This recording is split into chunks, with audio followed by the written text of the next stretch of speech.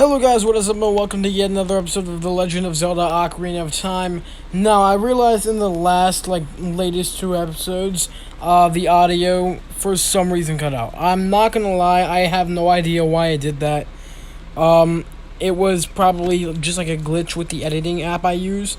I'm not expecting to for you guys to forgive the fact that I did that, but at the same time, I'm not gonna go back and redo the videos, so I do just want to explain I have no idea what happened there. I didn't even know that they didn't have audio until I actually went back and watched the videos.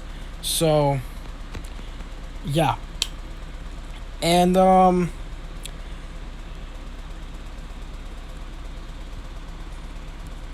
yeah, we are going to be starting, the Forest Temple in this episode, as you guys can see. That's, exactly what I did, right whenever the start of this video started. Because the Forest Temple, you need, the hook shot to get into, and last episode we spent getting the hook shot, getting some other items that we need, like the Ocarina of Time, for example. Yeah, and I think it's kind of crazy. I just got done with the Forest Temple as of today, and there's only 4 more temples left, and then I'm done with the whole game already. So I'm technically at what is considered the halfway point, I guess, kind of, maybe, I don't know, but yeah, I'm excited for the rest of the playthrough. However, I'm also I don't want it to end, because I like this game a lot so far. Like I said, I probably like Skyward Sword better, and I am gonna get into something else now that I mentioned Skyward Sword. I got Dolphin up and running. If you guys don't know, Dolphin is an emulator for Wii games and GameCube games, and nowadays it is basically considered the definitive way to play some of those older titles, just because the controls are more up to date a lot of times. The handheld screen really works in that setting. I think I already played through, I started playing through Sonic Adventure DX. You guys are going to be getting the first episode of that not too soon from now, actually. I'm guessing it's probably going to be the next video after this upload. You guys are going to get Sonic Adventure DX Episode 1. And if you're watching this in the future, maybe, if you want to just go to my playlists and scroll through the playlist until you find the Sonic Adventure playlist, I'm guessing it's going to be right next to this one. So yeah. Yeah, I'm excited for that, because it means there's a lot of titles that I've always wanted to play. It's not that I can't play them because I don't have a GameCube. It's that I can't play them because you can't find them anywhere besides online. And I'm too poor to buy a $500 game from eBay whenever the game is some third-party title that you've never heard of. There was isn't there? Yeah, there's a Looney Tunes game or something called I honestly don't know what it's called, but it's a spin-off based on that guy, the tornado guy, the wolf, I think, coyote, coyote, yeah, I think that rings a bell. It's Cyclone Coyote, maybe? Is it something like that? I don't know. But yeah, I know there's the torpedo guy who does the tornado, he spins around real fast and everything. There's a game based on him for the GameCube that you can buy for $500 online. That's crazy to me, because it's just a spin-off game that honestly doesn't even look that good in terms of gameplay. It's just I guess the way it was printed or something. I don't know. To me, I could care less how a game was printed, how rare it is, how much money it's worth. I'm playing games for enjoyability, I could care less about the box art, stuff like that, box art, freaking, there's so much I could care so much less about, and I already don't care about it. And, then you got people that are, real picky about it and like, no, I need Skyward Sword Special Edition for the Golden Edition Wii. It came out in like 1980, 20 years before the Wii even came out, and it needs to be with the wooden bed sheets, blah blah blah and shit. Like I don't get people who are like, cause like you pre-order Tears of the Kingdom, so you get a wooden plaque with it. Oh yeah, whoop-de-doo. Yeah, that's a good move on your part, buddy. Yeah, I just don't get it, honestly. I don't. Then, like, I prefer it whenever they, like, shadow drop stuff. Like, remakes and stuff. Because, like, the Metroid Prime remake was, like, it looked fire. And I am going to be playing through the original as well. You know? I feel like they should have remade, like, the entire trilogy on there. Just because they're coming out with the, fourth one on Switch. Like, I think they've confirmed that it's going to be on Switch, you know? And hell, with this long of a wait, like, gap between Nintendo's next console, I'm expecting it to be something good, you know? And I don't know how they're even going to, like, surpass the Switch, because there's, like, so many things that they've, like they basically incorporated all their gimmicks into a fully functioning console. And then you get to switch between, like, the handheld mode and the TV mode. Like, I never dreamed of the day I'd be playing a real Pokemon RPG on my TV. Because, you know, I never owned XD Gale of Darkness.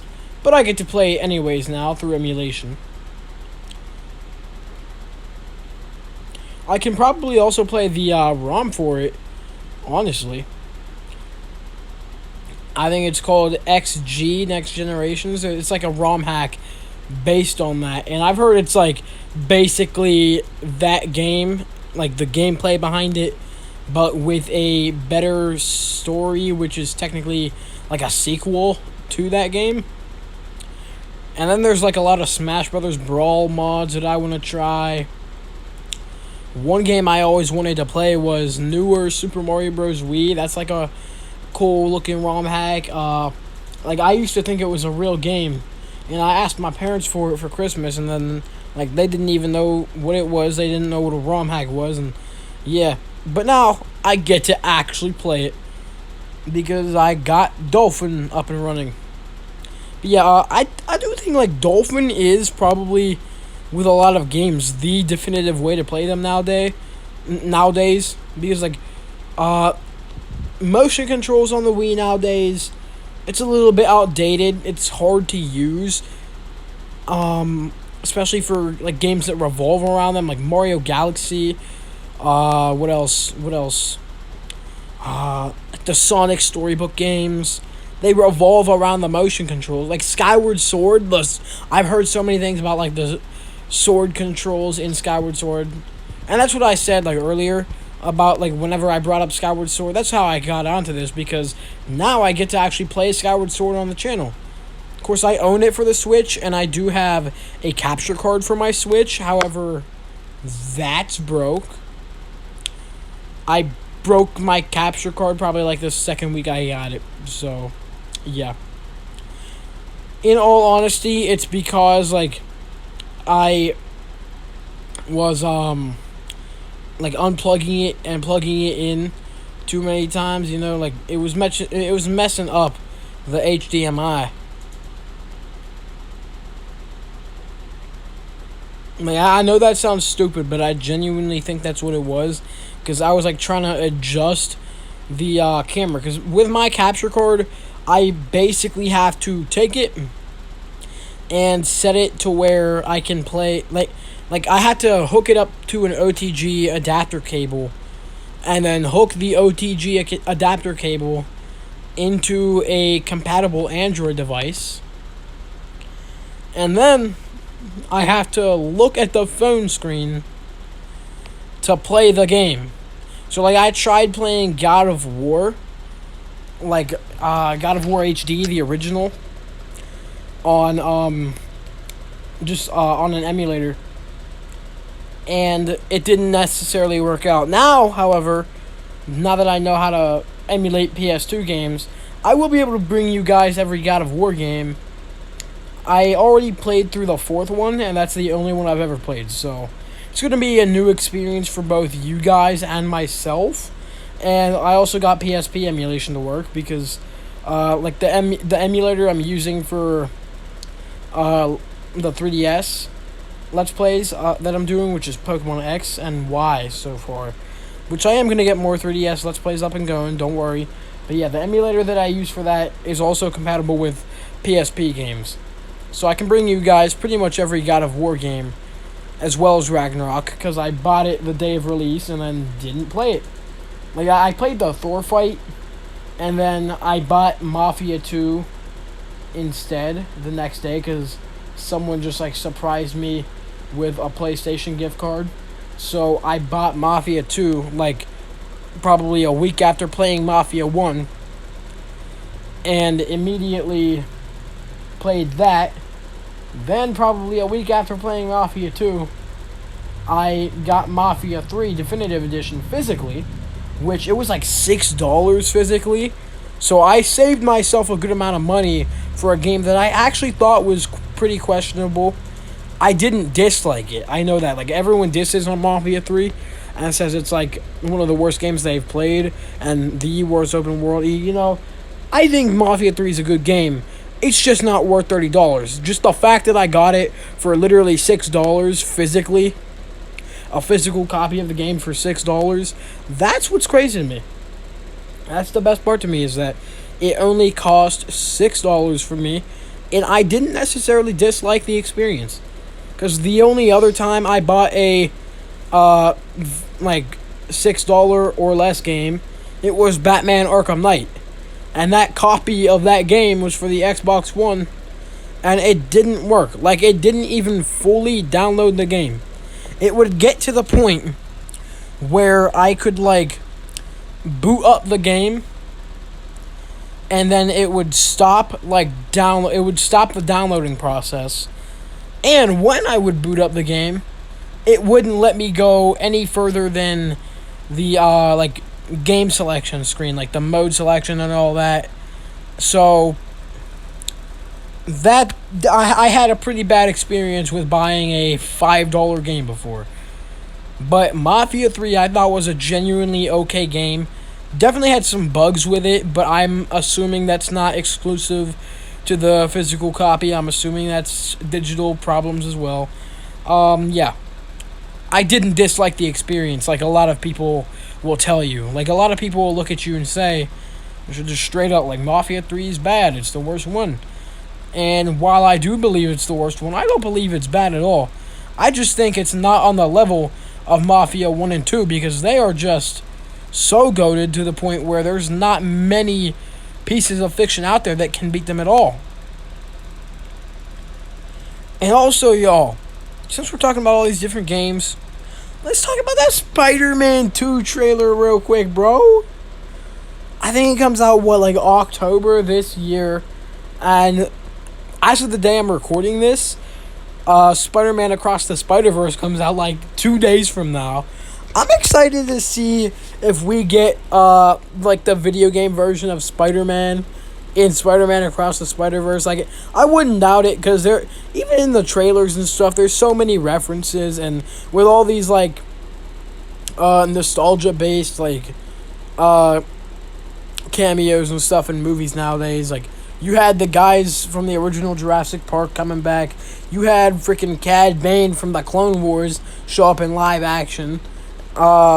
You know, like, all of these cameos and stuff that are happening. I wouldn't be surprised if they brought in, like, every Spider-Man piece of media we ever got. I'm not gonna lie. I'm not gonna be disappointed. I'm not saying that's what my expectations are. I know, like, you know, there's a budget. It's a budget. They're on a budget to make an animated movie with an actual good plot. It's not supposed to be fan service. That's not what I'm asking for. I'm just saying I wouldn't be surprised if we got it. That's all I'm saying. I'm not saying that's what I want. I'm not saying that's what they're going to do. I'm not saying that's what my expectations are. I'm saying I wouldn't be surprised if we got it. Like, if they brought in, like, Spectacular Spider-Man, the 1966 cartoon version of Spider-Man, the meme version of Spider-Man. If they brought in, like, all these different Spider-Men, I would not be surprised at this point. Because it's, like, all these leaks, all these theories, and all the references, again, just, even in the trailers alone, all these different references and everything, I wouldn't be surprised. I genuinely wouldn't. And then they have, like, the X-Men version, like the X-Men 99 cartoon version of Spider-Man. Like, bring him in. Why the hell not? I'm not gonna lie, like, I like that. That's something I want to see. But, of course, the one I'd be most excited for would be video game Spider-Man. Or, you know what? Let's take a step further. I'm hoping for Nicholas Hammond Spider-Man. They did that man so wrong back when No Way Home came out. If y'all don't know, he was like the original Spider-Man actor. He was even before Tobey Maguire. Mans literally was Spider-Man before Tobey Maguire. In the 70s at that. He was Spider-Man in live action a whole 30 years before Tobey Maguire was even born. That's crazy. And they did that man so wrong. So wrong. I don't know, maybe we'll get like a Leo Dio like cameo in the new Spider-Man. Because, you know, there was like a canceled 90s Spider-Man movie with Leonardo DiCaprio. I think that's a pretty well-known fact nowadays. Yeah, who knows? I'm excited to see it like 2 or 3 days from now when it releases in my area. I think it releases on the 1st in the UK. So, you know, just boot up the old Soap 2 Day.2. Pirate the whole movie, you know. Who cares? But in all seriousness, I am excited to like see what they're gonna do with it. It's gonna be interesting. Of course, like I said, I'm not expecting them to bring in like all these different Spider-Men, blah blah blah. I'm saying I wouldn't be surprised, and I definitely would not mind it. Especially if they brought in video game Spider-Man, of course, because you guys know me, I'm a big video game fan. Obviously, you know, that's why I run a gaming channel. For anyone to sit down and watch, except my family, because I'm embarrassed by them. Most of them. But, yeah. But yeah, back to like the Spider-Man 2 trailer. I think it's good. I think like it's obvious we're gonna have some tough decisions to make. You know, it's gonna be like the ending of Ghost of Tsushima, where they give us like a decision to make. Do you wanna like be the good guy in the situation or the bad guy in the situation? They're gonna give us 2 endings to choose from. I guarantee it. You're either gonna be able to play as Miles at the end or Peter at the end, and it's gonna end in like a big epic like conclusion between the two, and then that's gonna wrap up our like Spider-Man video game trilogy.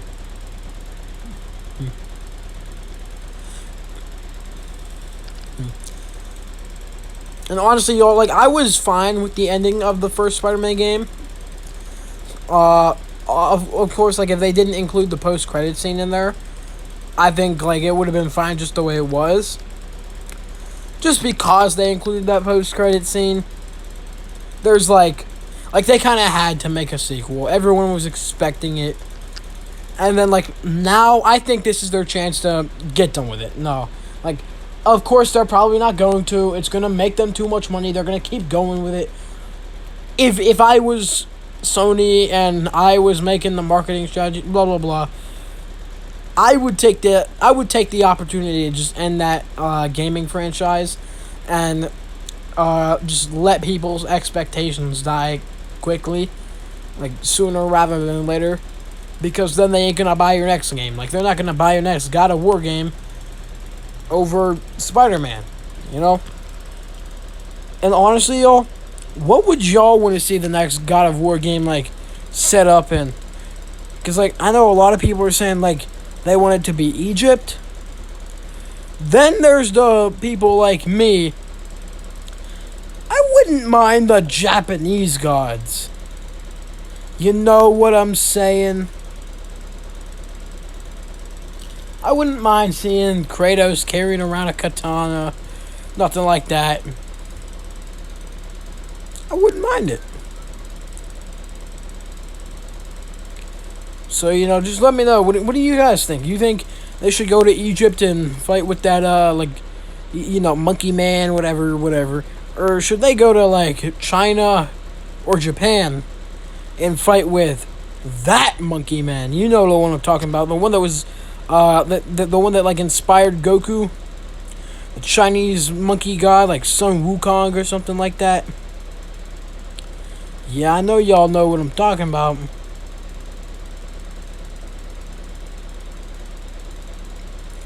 I'm trying to see, like, what do you guys want to prefer? Or what do you guys prefer to see? But yeah, back on topic with Spider-Man 2.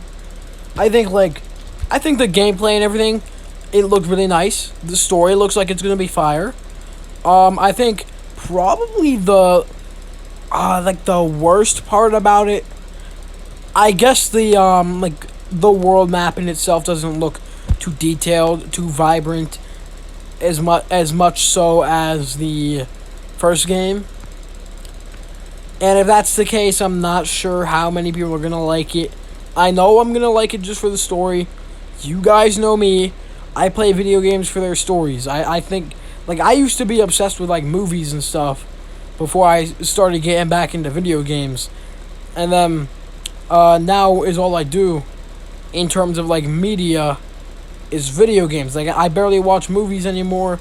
I barely watch TV shows anymore unless it's, like, an episode of, like, Dragon Ball or something every night, And that's not too often anymore, honestly, And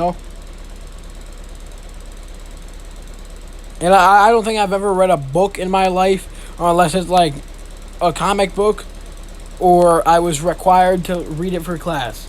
I will say, though, there aren't really any books that I've disliked that I read for class.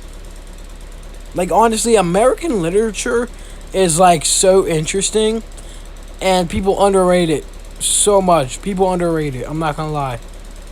Like, Romeo and Juliet, fire. Some cool action in there, mixed in with all that, like, cheesy, lovey-dovey romance, Like, you tell me you don't want that for yourself? And it's like a cool analyzation of human society, which I think is cool in itself. So, I mean, yeah. Watch out for the shadows and monsters that hang from the ceiling. I ain't even gonna lie to y'all. Those monsters, like, on the ceiling and stuff, those get so annoying at times. I didn't encounter one there, but I do eventually, of course. Because I have to end up going back to that area. Which kind of sucks.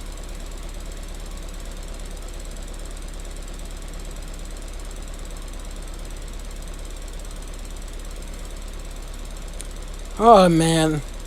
This fight was probably the hardest fight that I've had within the game itself so far. I'm not even finna lie to y'all.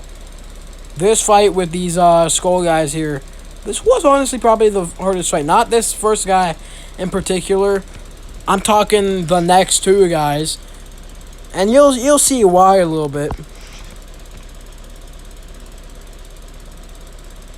Yeah, that first guy, he's easy. Then this cutscene plays. You think it's over, but no. Nope, they just reappear out of the ground, out of nowhere. And here's the worst part is, if you kill one of these guys, you're on a time limit to kill the other one. Because you gotta get them both down at the same time until the other one respawns. Like, one doesn't just fade away, and then you take care of the next guy. You gotta get them both within a period of time. And I edited out most of my failed attempts so you guys don't see them here. But it was a tough battle. I'm not gonna lie. So, like, you see, he doesn't just fade away like he would normally. His bones and stuff are still there. Then I gotta go for this guy. And I didn't know that when I was first playing through it. So, yeah, like, you gotta go for this guy. You gotta get him before the other guy respawns. So, you like I said, like, you're basically on a time limit here.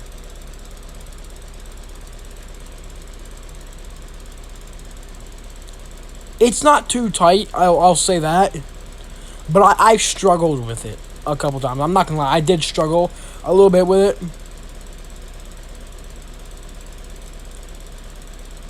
One strategy that I wanted to try, I just wasn't skilled enough to, was like I wanted to hit one, hit the other one, hit one, hit the other one. Then, you know, the time limit wouldn't, like, be a problem, because the other guy would be, like, one hit away from dying, and then I'd be, like, you know.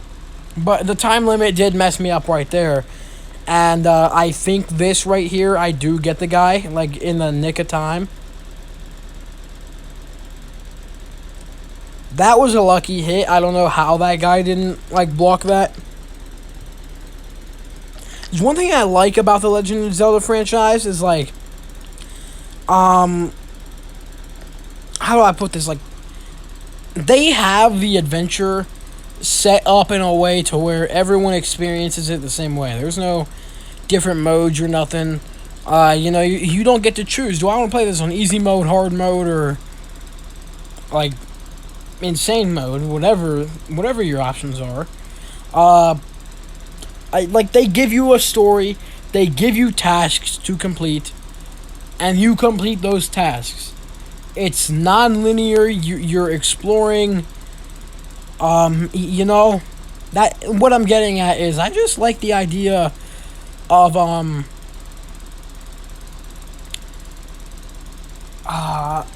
how do I word this now? It's like the idea of, we'll say, I don't even know, honestly.